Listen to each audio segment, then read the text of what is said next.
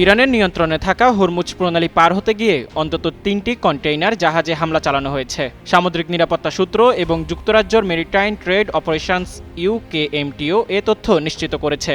যুক্তরাষ্ট্র ও ইসরায়েলের হামলার প্রতিশোধ এবং মার্কিন অবরোধের জবাবে ইরান ওই প্রণালী দিয়ে চলাচলকারী জাহাজগুলোর উপর বিধিনিষেধ আরোপ করেছে। ইরান আগেই সতর্ক করে বলেছে, গুরুত্বপূর্ণ এই প্রণালীটি দিয়ে চলাচল করা জাহাজগুলো ইরানের বিপ্লবী গার্ড আইআরজিসির বার্তা না মানলে তাদের উপর হামলা চালানো হবে।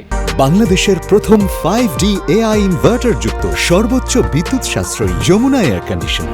ইউকেএমটিও জানিয়েছে, ওমানের উত্তর পূর্বে লাইবেরিয়ার পতাকাবাহী একটি কন্টেইনার জাহাজে গুলি ও রকেট চালিত গ্রেনেড দিয়ে হামলা চালানো হয়। এতে জাহাজটির ওপরের অংশ বা ব্রিজ ক্ষতিগ্রস্ত হয়েছে, তবে সব নাবিক নিরাপদে আছেন এবং এতে কোনো অগ্নিকাণ্ড বা পরিবেশগত ক্ষতি হয়নি। এদিকে জাহাজের ক্যাপ্টেন জানান, ইরানের ইসলামী বিপ্লবী গার্ড বাহিনীর একটি গানবোট তাদের জাহাজের কাছাকাছি আসে এবং পরে গুলি চালায়। গানবোটে ৩ জন আরোহী ছিলেন। জাহাজের ক্যাপ্টেন দাবি করেন, হামলার আগে রেডিওর মাধ্যমে কোনো যোগাযোগ করা হয়নি, যদিও শুরুতে তাদের প্রণালী অতিক্রমের অনুমতি দেওয়া হয়েছিল। পাল্টা জবাবে আইআরজিসি বলেছে, জাহাজটিকে বারবার সতর্ক করা হয়েছিল, কিন্তু তা উপেক্ষা করে সেটি।